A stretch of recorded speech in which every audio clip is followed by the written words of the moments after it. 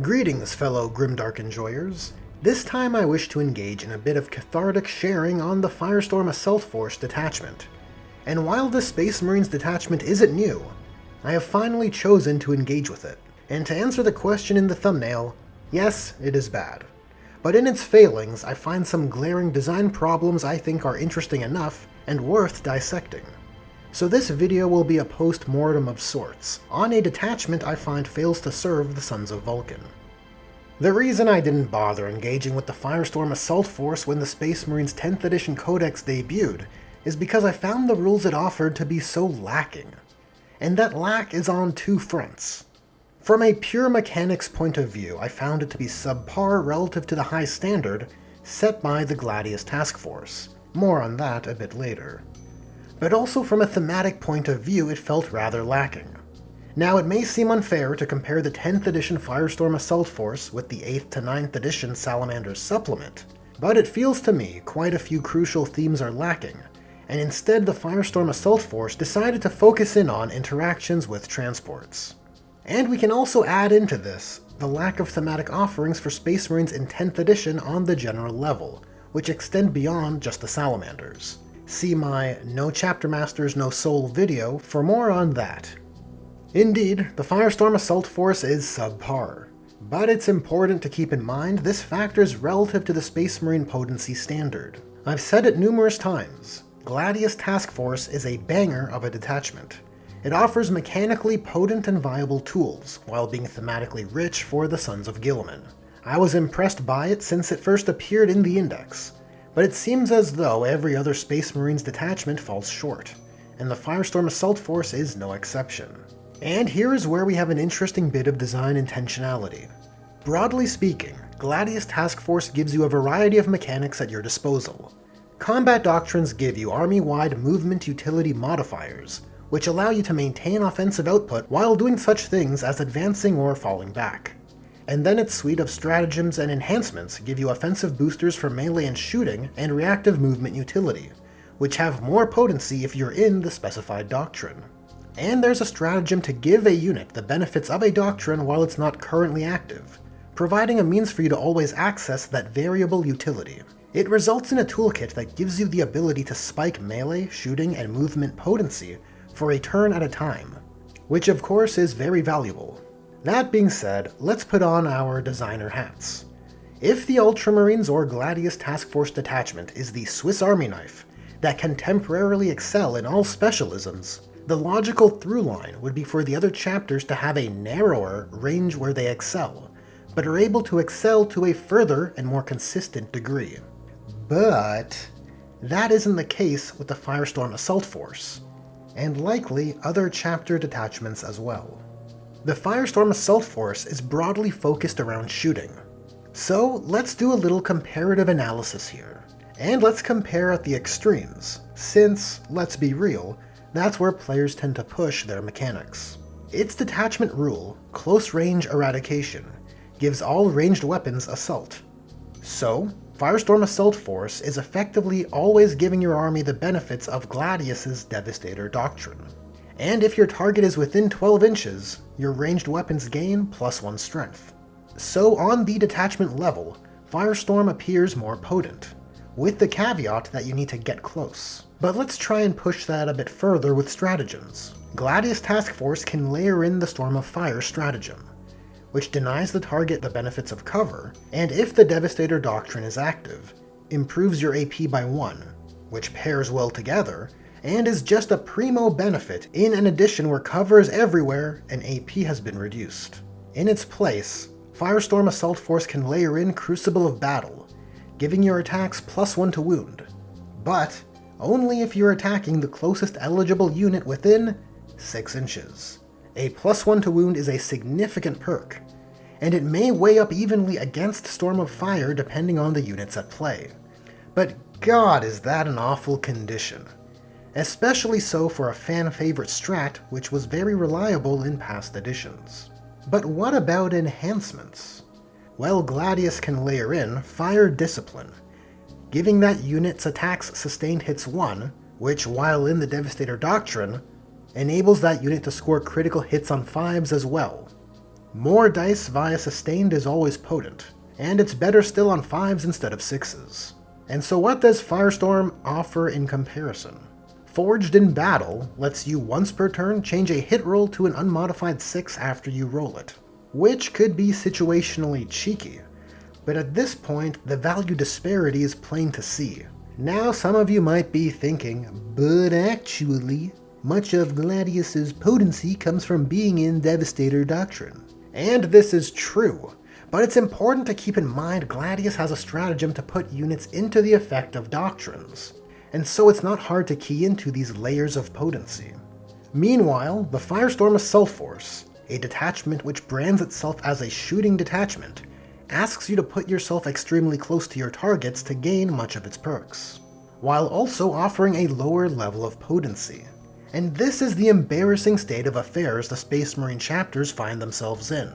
The Swiss Army knife of Gladius Task Force offers more flexibility, able to key into layers of potency beyond their contemporaries, who are less flexible and also less potent. I had the distinct impression of being in the presence of a flim-flam artist. I think an argument can be made here for design incompetence. The Index comes out and provides a potent, flexible toolkit with few weaknesses, so to speak. And then the Codex comes out, and we look at Firestorm Assault Force, and it suffers the weaknesses Gladius is able to circumvent for things like falling back and shooting or charging, or being generally less versatile, while asking you to be closer to the target, but still doesn't hit as hard. It is just pitiful. How do you end up with this? How do you put it to paper, allegedly playtest it, send it out for publication, and think, yeah, this seems adequate? Surely you can do better. And it's for those reasons I find the Firestorm Assault Force to be a detachment with subpar potency, and to be thematically lacking for the Sons of Vulcan. Now, since I would rather end things on a positive note, and to deny the haters from claiming all I do is hate, I hate them! I figured I would share what I would like to see from a Salamanders-style detachment. Starting with the detachment rule. 10th edition saw fit to move the Artisan-style reroll perk from the Salamanders to the Iron Hands, a choice I don't hate, as the meticulous rerolling of dice as a means to harness efficiency is very much in the spirit of the Iron 10th. But in that port over, GW, I guess, forgot that the Salamanders aren't averse to melee combat, and that their detachment rule should reflect that. And so I would advocate for the detachment rule's +1 strength to extend to all weapons, not just ranged weapons which are within 12 inches of their targets. The rationale? While gaining army-wide assault on ranged weapons, and thereby the ability to advance and shoot, is handy, it is innately unreliable in its worth, and it denies you from doing actions or engaging in the charge and fight phases, where a great amount of movement utility is gained. Next, I would like to stipulate something before going forward. I'm a big fan of layered systems. I think they make sub-faction rules and detachments more interesting. They help to drive home a thematic perk and create a mechanical identity for a rule set. In this regard, Gladius Task Force is all about their doctrines, and I think the Salamanders should be all about their 12 inches. On the stratagem front, for obvious reasons we're skipping Armor of Contempt. For Crucible of Battle, a few simple changes. But firstly, we need to make it eligible for all units. To deny vehicles from leveraging the potency boosting stratagem in the detachment which asks your transports to get close is dumb. Another case where Gladius will give you more potency from a safer distance. But I digress. I would suggest the strat should always provide a crit dependent perk, like Sustained Hits 1.